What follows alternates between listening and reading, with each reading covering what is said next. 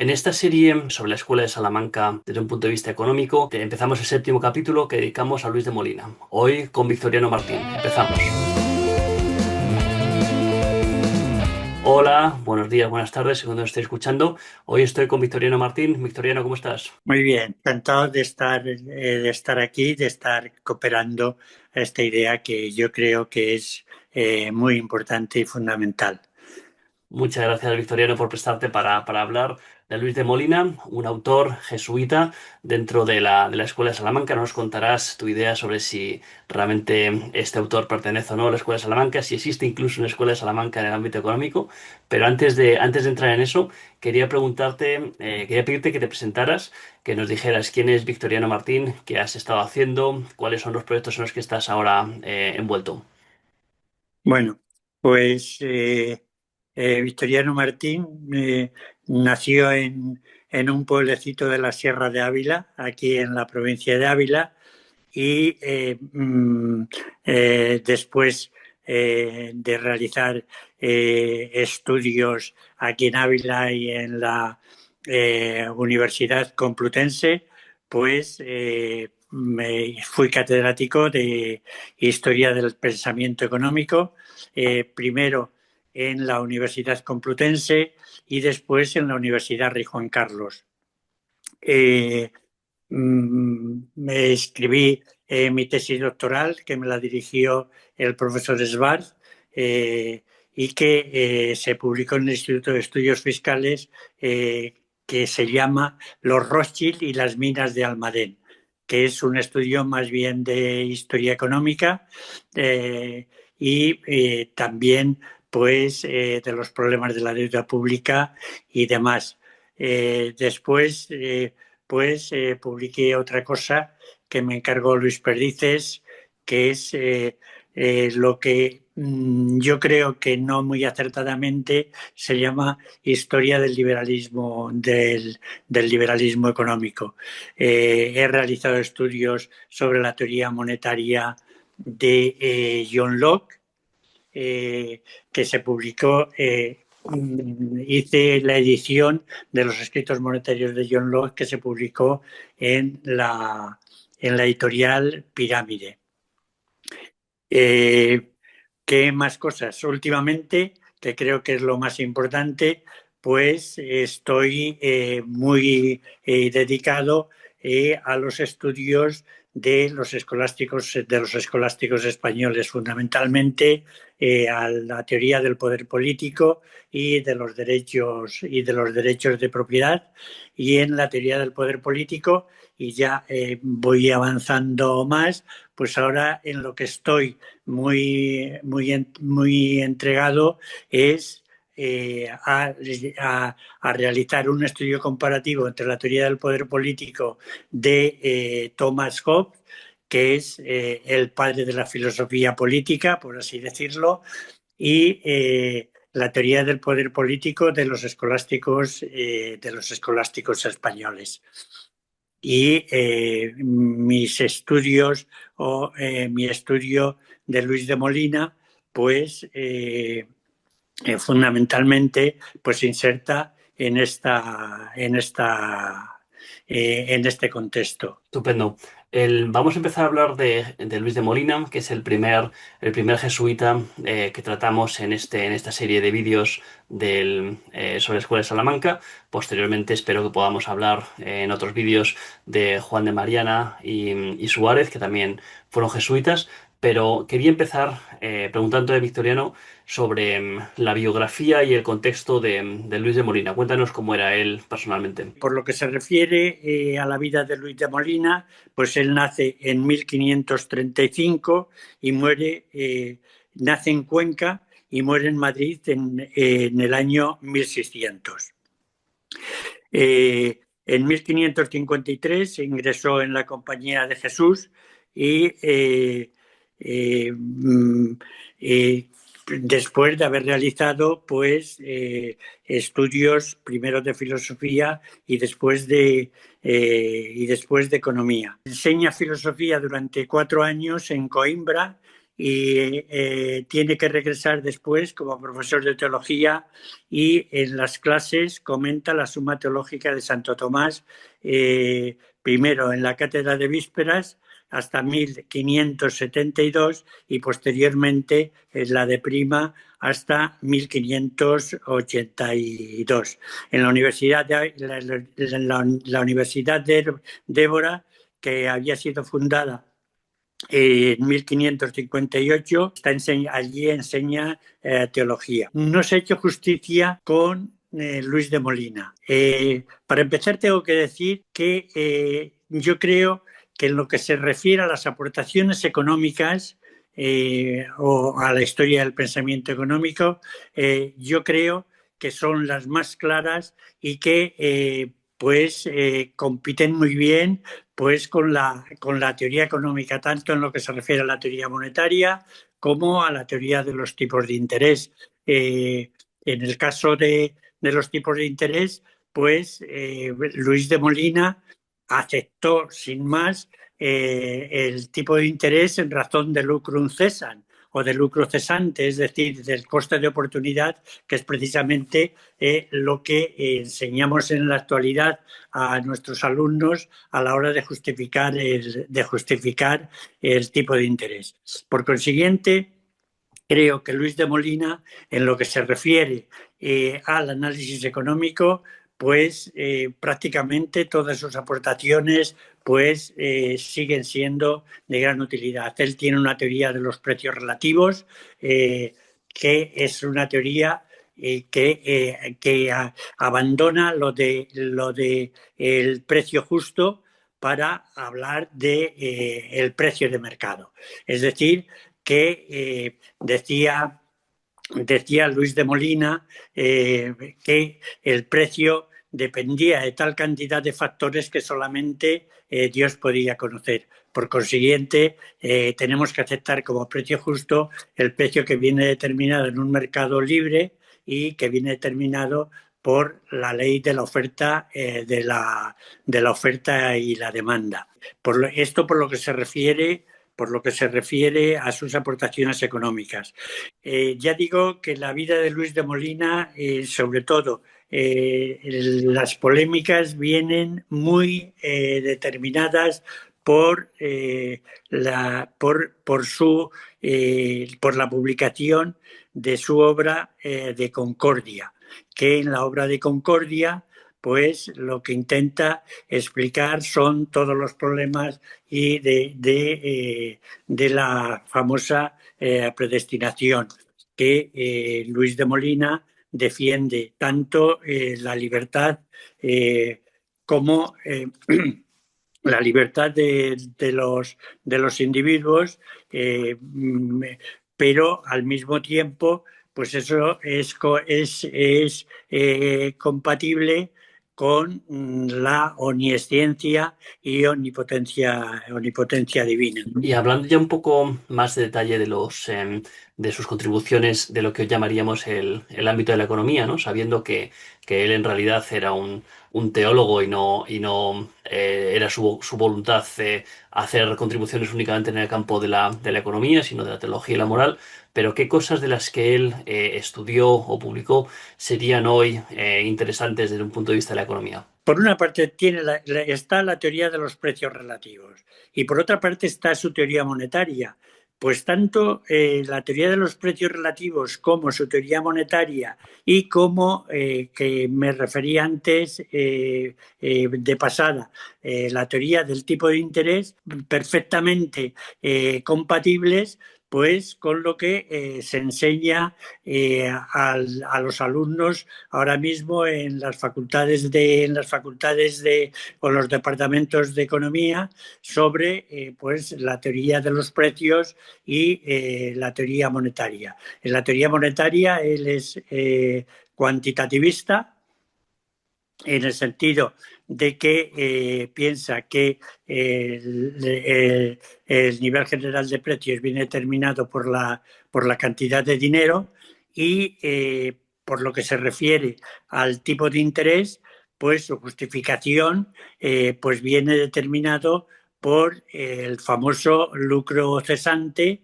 o coste de oportunidad, que es la misma justificación que tenemos en la actualidad para los tipos de interés. Muy bien, y en cuanto a la fijación de los precios, tengo entendido o entiendo del capítulo sobre Luis de Molina que presentas en el libro de Luis Perdices, de 36 ilustres economistas Sí, españoles, entiendo que un poco Luis de Molina dice que el precio es justo cuando sea competitivo, es decir, cuando sea un acuerdo que se da entre actores que coordinan libremente y eso de alguna forma nos puede llevar a pensar que tiene algo que ver con la definición de precios competitivos de la teoría neoclásica o cómo ves tú sí, vamos a esa ver, visión. ya lo mencioné antes. Eh, el,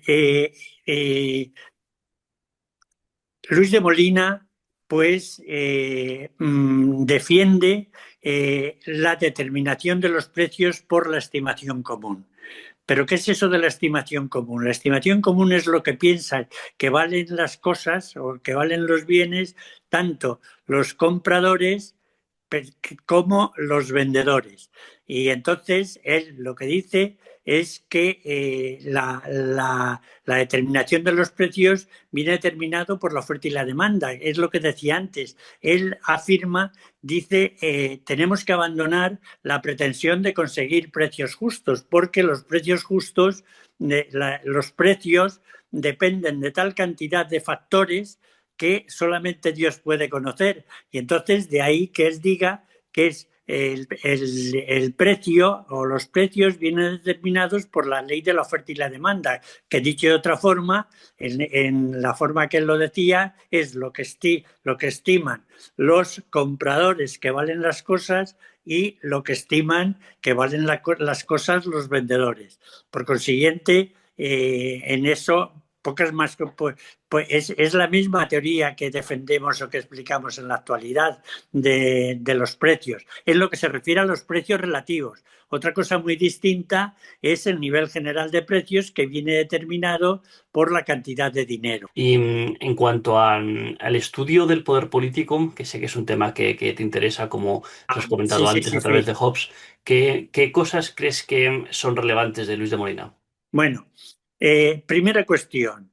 En esto él tiene una concepción determinada de la naturaleza humana, que es de lo que parte toda la reflexión sobre la teoría del poder político. Esto también inclusive son los principios que utiliza Thomas Hobbes para determinar o para explicar su teoría del poder político.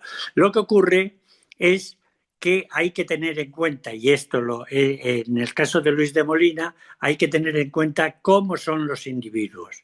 Pero, por otra parte, él tiene una concepción, lo mismo que la mayoría de los escolásticos, una concepción democrática del mismo. ¿En qué consiste esto? Pues los escolásticos pensaban que el poder procedía de Dios, pero Dios, en contra de lo que decían calvinistas y luteranos, Dios no se lo transmite directamente al príncipe, sino que se lo transmite al pueblo. Y es el pueblo el que elige al príncipe, pero le elige para que solucione los problemas para que solucione los problemas de la comunidad. En última instancia, para lograr el bienestar de la comunidad.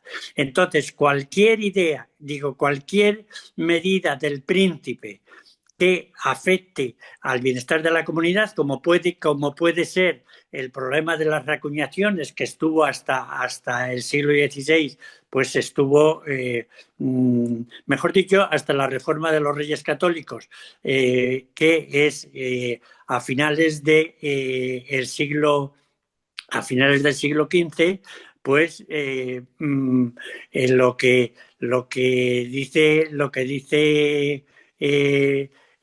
de Molina es, pues efectivamente, que, que el príncipe no puede llevar a cabo reformas monetarias ni imponer ni en el ámbito fiscal, pues tomar medidas que afecten al bienestar de la comunidad sin el consentimiento de la comunidad. O sea, la teoría del consentimiento es fundamental y es lo que distingue clarísimamente la teoría del poder político de los escolásticos, y en este caso concreto de Luis de Molina, del caso de Thomas Hobbes al que me refería antes. Muy bien. Y sobre la existencia del Estado y la protección de la propiedad privada, ¿crees que hay algo de Luis de Molina que sea interesante? No, no, no, es interesantísimo, pero esto también en todos los escolásticos. Vamos a ver, eh, los casos de extrema necesidad el, son los únicos que de alguna forma podían limitar los derechos de propiedad. Pero todos los escolásticos, y concretamente Luis de Molina, defienden los derechos de propiedad y la propiedad privada como mucho más eficiente que la propiedad pública. No se pone de manifiesto muy a menudo, pero es así. O sea, ellos defienden la propiedad privada y en este caso voy a recurrir otra vez a Job.